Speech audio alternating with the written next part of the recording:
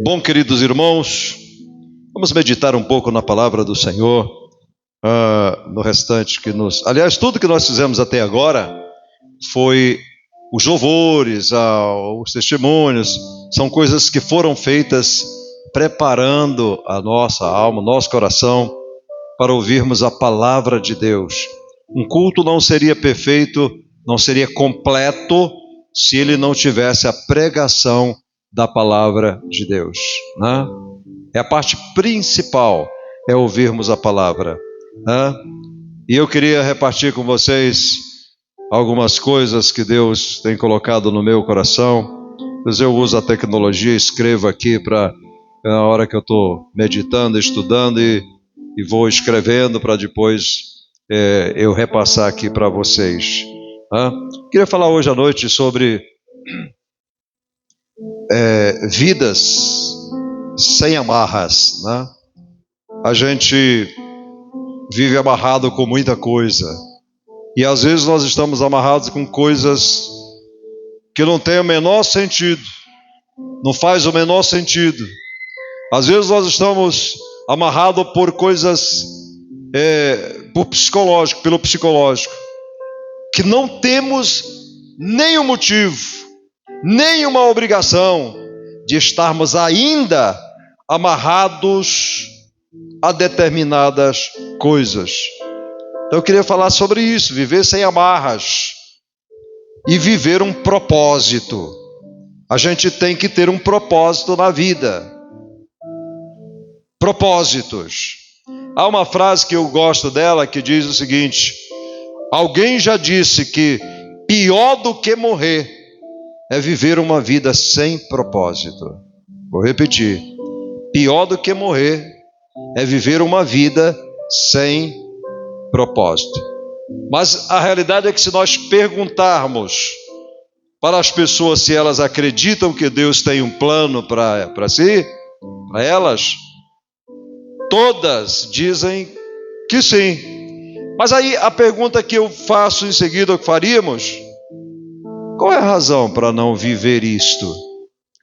Porque se Deus tem um plano para nós, por que nós não vivemos os planos que Deus tem para cada um de nós?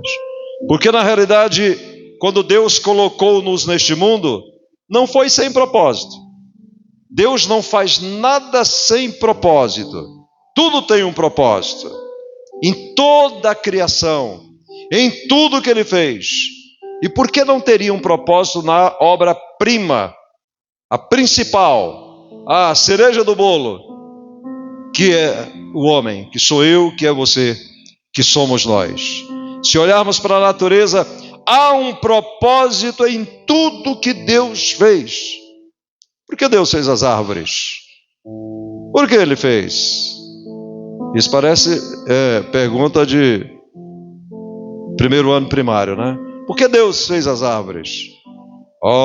Diria, para liberar a clorofila, para purificar o ar que nós respiramos. E aí, um garotinho poderia levantar a mão dizendo: professor, também para dar frutas. É isso. Então, há um propósito em tudo que Deus fez. Por que Ele colocou as árvores lá nas montanhas? Para as raízes das árvores segurar e a montanha não desabar.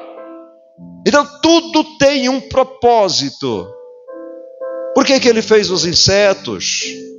Por que Ele fez as abelhas? Por que Ele fez os animais? Tudo tem um propósito. Aliás, em relação aos insetos, uma vez eu ouvi uma coisa que a gente fica assim: meu Deus, será que isso é verdade? A que ponto chegou o ser humano? Dizia-se o seguinte: se Deus tirasse todos os insetos da face da terra, a terra entraria em colapso. E se Deus tirasse todos os seres humanos da face da terra, a terra voltaria à sua exuberância. Aí eu fico pensando: meu Deus, mas pode ser verdade, né? Porque os insetos, as abelhas, os pássaros, enfim, eles controlam tudo na natureza, desde o ecossistema, vinha tudo, o universo. E o homem destruindo, não é isso? Agora, Deus me fez com um propósito, mas não está acontecendo. Deus fez você com um propósito, mas o propósito não está acontecendo. Aí a culpa está em quem? Em Deus ou em nós? Que ficamos amarrados a determinadas situações que Deus não pode interferir, porque Ele não fez robôs que com um controlezinho alguém controla. Eu controlo a minha TV à distância, o menino está lá em cima, ele controla aquilo ali com um controle. Mas Deus não fez robôs, Ele fez seres humanos pensantes, e deu uma coisa chamada livre-arbítrio. E Ele não interfere naquilo que Ele mesmo criou. Há coisas que Deus olha para nós, e eu acho que o coração de Deus sofre, no sentido de que Ele queria tanto nos abençoar, mas não consegue, porque nós estamos presos a amarras psicológicas, coisas que não tem o menor sentido, e isso tem amarrado, segurado a gente. Quando a gente acorda para a realidade, a gente fala, quão bobo eu fui, não é verdade? Hoje de manhã na escola dominical, e olha, interessante uma coisa, a gente tem sempre a predisposição de colocar a culpa em Deus em tudo. Eu me lembro que lá na minha terra, no Nordeste, morriam muitas crianças. As criancinhas nasciam e morriam. Lá no Ceará, quanta criança, Nordeste, Brasil afora, mas o Nordeste então. E aí essas criancinhas que morriam, eles chamavam de anjinhos. O enterro do anjinho, morreu um anjinho. E aí alguém dizia assim, porque Deus quis que a criancinha morresse, né? Deus nunca quis que a criancinha morresse, porque Deus iria querer que a criancinha nascesse e em seguida morresse. Tem sentido isso? Por que a criancinha morria? Ou as criancinhas morriam? Porque havia toda uma falta de cuidado com uma mulher grávida, por exemplo, não fazia exames, não tinha o acompanhamento, né, o pré-natal, não tinha nada disso. Ela não tomava uma vitamina, ela não se cuidava. A criancinha nascia, não tinha o que comer. E aí morria mesmo, anêmica. É tanto que, tempos depois, quando começou a melhorar, as coisas começaram a melhorar, as pessoas diziam assim, vocês estão vendo como as coisas estão tão aceleradas, as crianças já nascem de olho aberto, já quase falando. Naquele tempo nascia, não tinha nem força para abrir os olhos. Olha lá, anêmicas, muito mal. E morriam por falta de cuidados do governo, dos governos que não davam condição de sobrevivência para a mãe nem para os filhos. Outros morrem aí da idade de 15 a 30 anos, que é a faixa que mais morre na cena do crime. E aí morre um jovem desse aí com 21 anos, 20 anos, 23, e aí fala assim, é porque chegou o dia. Deus chamou, Deus determinou que ele vivesse 21 anos. Não, senhores, Deus não determinou isso. Ele morreu com essa idade porque foi se meter onde não deveria. Foi entrar em lugares que não era para entrar. O salário do pecado, muitas vezes, é a morte física muito rápida. Não é só a morte de todos os homens, mas a morte física antes da hora. E hoje de manhã eu dizia na escola dominical que até nós crentes, quando vamos num velório, o versículo predileto dos crentes é o seguinte, olha, porque a Bíblia diz que Deus se agrada, Deus tem grande prazer, e aí cita o versículo, porque preciosa é aos olhos do Senhor a morte dos seus filhos, dos justos. Mas aí você vai lá na raiz original do grego, só duas Bíblias, duas traduções, que é a Bíblia de Jerusalém e a Bíblia da King James, é diferente. Lá está assim: porque custoso é ao Senhor a morte dos seus filhos. Custoso é o quê? Doído, dolorido. Como que o Senhor dissesse, não era para acontecer isso ainda. Você poderia viver muitos anos ainda e pregar o meu evangelho e ser minha testemunha no mundo, mas você cavou isto e infelizmente você morreu. Como isso é custoso, como isso me custa olhar e ver isso, como isso me dói. Está vendo a forma da interpretação da coisa? Porque senão vamos achar que é da vontade de Deus que você esteja muito mal. É da vontade de Deus que você morra cedo.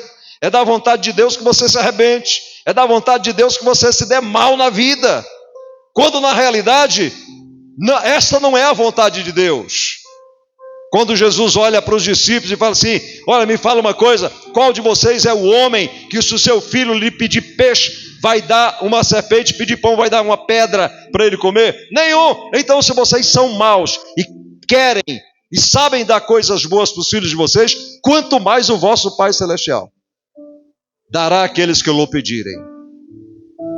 Interessante isso. Mas é que na verdade sempre tem amarras e embaraços, mas porém é do interesse de Deus, você pode ter certeza disso, de que você, através da fé, rompa essas amarras espirituais, emocionais, conceituais e pré-conceituais que muitas vezes a gente vive. Porque senão, sabe o que vai acontecer? Isso inviabiliza aquilo que o Senhor tem para cada um de nós. E por isso Deus quer romper essas amarras para que você viva o seu propósito. Mas o problema é que muitos ainda estão presos a coisas do passado, como desilusões amorosas, falências, sentimentos de culpa, entre outros. Ok? Tem gente que é as coisas que a gente não ouvia no passado, crise de ansiedade, depressão e outras fobias mais. Está aparecendo cada uma, presas a amarrar. E pior que se a gente fala, nós estamos discriminando, nós estamos com preconceito, com uma série de coisas que a gente não entende e tal. Muitos ainda estão presos a coisas do passado, por exemplo, também, desilusões amorosas. O que tem de gente vivendo infeliz e dizendo todos os homens são iguais, todas as mulheres são iguais, quando na realidade a mulher foi casada com um traste que ela buscou, desrespeitando os pais, desrespeitando a todo mundo. Quando os pais diziam não entre nessa, ela entrou, quebrou a cara e agora diz assim: agora eu vou viver só pro resto da vida. E, aliás, muitas que dizem vou viver só pro resto da vida, não vive só, porque tem a necessidade sexual e por aí vai. Mas aí diz o seguinte: eu não caso mais, porque todos os homens são iguais. E fica presa a isso. Homem é mais difícil, Mas eu já vi homem dizendo, nenhuma mulher presta. Por que você fala que nenhuma mulher presta? Por causa de uma que você casou e não prestava? Não, eu não posso ficar preso a essas desilusões amorosas. Outros falam assim, tinha tanta vontade de montar um negócio para mim, mas eu já tive um negócio e quebrou. E se eu fizer e quebrar de novo? Ora, mas recentemente morreu um homem que, aliás, eu acho que se comentou pouco sobre a morte dele, foi um grande empresário nesta nação chamado Abílio Diniz. Mas leia livros do Abílio Diniz e ele conta a sua história. Ele quebrou várias vezes e várias vezes ele se levantou de novo. É isso. Quebrei uma vez. Eu fui vender negócio, estava vendendo perfume, pastor. Aí quebrou. Aí agora eu tenho vontade de montar uma lojinha para mim, mas eu tenho medo de quebrar de novo. Preso a isso. Falências, Outros é sentimento de culpa. Carregando a culpa nas costas, enfim, entre outros. Existem as amarras psicológicas.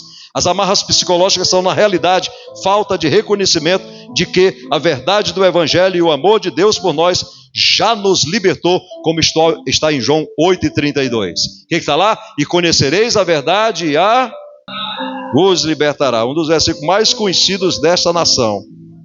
ajudou a eleger um presidente. E conhecereis a verdade vos... O preço do resgate, meu irmão, já foi pago. Nos comportamos ainda como um pássaro que... Interessante isso, né? Que a gaiola já está de portas abertas, mas ele ainda não consegue enxergar. E demora muito para alçar o famoso voo da liberdade. Sabe, o passarinho está tão acostumado com a gaiola, né? Porque para pensar. O pássaro... E aí eu fico na minha sacada lá, olhando os pássaros voar. Eles vão lá, saem às vezes do fio que está perto da minha sacada, vão lá para uma árvore, de repente lá, eu fico olhando os pássaros e digo, gente, que liberdade maravilhosa, né? Para pensar, a dimensão que o pássaro tem e o tamanho da gaiola.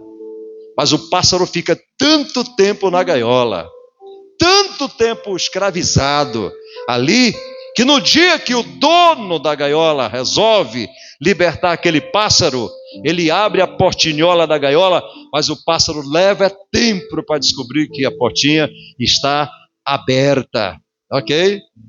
Até que ele consegue, se debatendo, achar aquela portinha e alça o seu voo. Então nós ainda estamos presos a coisas insignificantes, menores do que nós, infinitamente menores do que o poder que a fé nos proporciona, como está em Hebreus, no capítulo 10, no versículo 38. Rebeca, aquela foto você consegue projetar, minha filha? No versículo 38, diz assim: mas o meu justo viverá pela fé, e se ele retroceder, não me agradarei dele. Eu pedi para a Rebeca projetar uma foto. Essa foto é fora de série. Olha aquela foto. Ali é um burro, um cavalo, um burro, amarrado numa cadeira de plástico. Mas o burro não sai do lugar. Você está entendendo? O burro está ali presinho àquela cadeira. Até se tivesse uma pessoa sentada na cadeira e o burro quisesse, ele derrubava a pessoa com cadeira, com tudo. Mas o burro, não é porque o burro é burro, é porque o burro acha que aquela cadeira segura ele. Então ele está preso na cadeira. Muitas vezes, o burro ali, com todo respeito, somos nós. É você, sou eu. A cadeira são as amarras psicológicas que nós achamos que não é possível, que não posso sair desse relacionamento. Às vezes a pessoa está amarrada a um relacionamento assim, destruindo a sua vida, mas ela acha que não pode sair daquilo ali. É o que o burro achou, amarrado numa cadeira de plástico. Pode deixar ali, pode deixar lá, ok? Veja só, em João, no capítulo 11, no versículo 40 até o 44, do 38 ao 44, Jesus fala da parábola, ele fala do Lázaro, a morte de Lázaro, ok? No versículo, em um dos versículos, acho que no 44, ele diz, Jesus ordenou dizendo, desatai-o e deixai-o ir. Desatai-o e deixai-o ir. Essa figura de Lázaro representa a nossa vida no passado, longe do Senhor, ok? Longe. E essa figura também. Todos nós temos um passado de morte, feio e sombrio, que cheirava muito mal, com decisões erradas que fizemos e coisas que fizeram contra nós. E assim como Lázaro, escute isso, Jesus chegou até nós e ordenou remover a pedra, nos libertar. Ele veio para que a gente seja livre. Remover a pedra significa que a palavra de Deus chegou até nós. Aleluia! Retirando a pedra dos nossos pecados, nos libertando dessas amarras. E Deus sempre vai usar alguém para remover a pedra que está na nossa vida. Sempre. Ele vai usar alguém. Ter propósito não é somente ter coisas para conquistar, mas é ser alguém relevante também para remover a pedra dos outros. Você poder libertar pessoas de coisas insignificantes. Já no versículo 43 da passagem do Lázaro, Jesus diz, Lázaro sai para fora. Se liberte disto. sai para fora. Interessante que alguns especialistas, quando eu vou conversar com uma pessoa, eu digo sempre para ela o seguinte: olha, quantas vezes eu já disse isso? Jesus nunca errou, Deus nunca errou, e não seria logo, Deus nunca falhou, e não seria logo com você que ele vai falhar. Alguns especialistas dizem que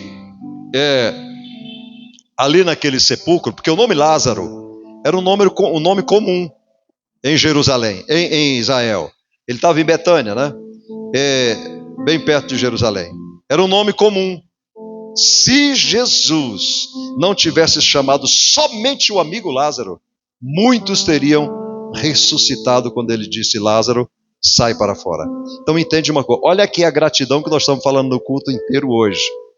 Jesus te chamou pelo teu nome, Ele te elegeu, Ele te buscou aonde você estava, porque privilégio é isso, como Jó sofre, e no último capítulo, no 42, ele diz assim: Deus, Senhor, eu sei que tudo pode, e que nenhum dos teus pensamentos pode ser impedido.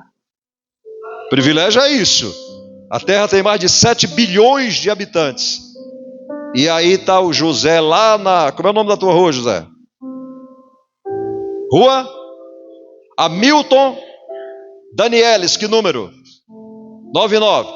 O José está na rua Hamilton Danielis, 99, Vila Joaniza, São Paulo, Brasil, planeta Terra. Só que o planeta Terra tem mais de 7 bilhões de habitantes. O José, às 3h15 da madrugada, dobra o joelho para falar com Deus, e Deus escuta o José lá naquele endereço, entre mais de 7 bilhões de pessoas na Terra. Isto é privilégio. Privilégio não é ser escutado pelo presidente da República. Mas não é o maior. Ser escutado pelo prefeito mas não é o maior. Ser escutado pelo teu pai, pela tua mãe, mas não é o maior. O maior privilégio é ser escutado, é ser ouvido por Deus. Aleluia. Então quando Jesus diz: Lázaro, sai para fora, o amigo Lázaro saiu, porque ele chamou pelo nome. Ele te chama também pelo nome, para dizer a você: se liberte de coisas tão pequenas que estão segurando você. Jesus nos chama pelo nome, porque Ele já nos conhece desde o ventre da nossa mãe, não é isso? Deus não errou quando chamou o seu nome, meu irmão. Você não precisa achar que Ele deveria tratar você de outra forma a não ser essa, carinhosamente. Por isso que João diz: Deus amou o mundo de uma tal maneira que deu o seu Filho unigênito. Em 2 Coríntios, no capítulo 5, no versículo 17, diz assim: pelo que se alguém está em Cristo, nova criatura é, as coisas velhas já passaram e tudo se fez novo. Se fez novo. Deixa eu te falar, olha, nem Deus se lembra mais dos nossos pecados do passado, sabia disso? Então por que você ainda está preso a eles? Vou dizer de novo: nem Deus se lembra mais dos nossos pecados do passado. Então por que você ainda está preso a eles? Olha o que está em Isaías, no capítulo 43, no versículo 25. O Senhor diz assim: sou eu mesmo, aquele que apaga as suas transgressões por amor de mim, e que não se lembra mais dos seus pecados. Agora o papel do diabo é de acusador. Ficar dizendo: olha o que tu fez, olha como é que pode, quem é você, né? Como hoje ela é crente, acho que hoje ela entende. Mas quando eu tinha a fábrica de massa lá aqui em São Paulo, tinha uma mulher vizinha que dizia assim: ô Neto, eu só não consigo entender porque tinha um rapazinho lá na rua dela que no passado tinha sido um ladrãozinho que roubava tênis, roubava roupa no varal. Naquele tempo, né? Roubavam tênis, roubava roupa. Acho que hoje o ladrão não quer roubar mais tênis velho, ele quer tênis novo. Então, mas havia o ladrãozinho era tipo ladrão de galinha, né? Era o ladrãozinho pé rapado. E esse carinha se converteu. E aí agora ele passava na frente da casa dela de paletó, gravata e uma Bíblia debaixo do braço. E ela dizia assim: como é que pode? Não consigo entender, eu não aceito isso. Como, senhora, não aceito? Porque ele era um ladrãozinho, roubou o tênis do meu filho, roubou não sei o que e tal. E agora passa aqui desse jeito dizendo que é crente, que é salvo. Enfim, eu não consigo aceitar isso. Hoje ela é crente já. Ela consegue entender, né? dos teus pecados eu não me lembrarei mais. Mas o diabo fica acusando. Olha quem foi você, que você fez. Você fez, não faz mais. Hoje você foi comprado, lavado e remido no sangue do Senhor Jesus. A dívida foi paga e acabou. E pagar uma mesma dívida duas vezes é arbitrário. Você já pagou. Você não podia, mas Cristo te justificou. Você estava devendo lá 1 milhão e não podia pagar. Aí alguém chegou lá no banco e pagou para você. Acabou, o banco não pode mais cobrar isso de você. A dívida foi paga. Se o banco, é tanto que quando o banco manda para a gente uma carta de cobrança, sempre vem o banco ou qualquer credor, manda uma carta de cobrança para nós, sempre vem uma mensagem embaixo. Se já tiver pago, favor desconsiderar. Quando Satanás vier acusar você do teu passado, desconsidere, diga para ele: olha, Satanás, Jesus já pagou, eu não te devo mais nada, eu estou liberto, eu estou resgatado pelo poder do sangue de Jesus. Para a gente encerrar, Hebreus 10 e 15, 16, 17 diz assim: o Espírito Santo também nos testifica a este respeito. Primeiro ele diz: esta é a aliança que farei com eles depois daqueles dias, diz o Senhor, porei as minhas leis em seus corações e as escreverei em suas mentes, e acrescenta: dos seus pecados e iniquidade não me lembrarei mais. Pronto, fechou, tá bom, não me lembrarei mais.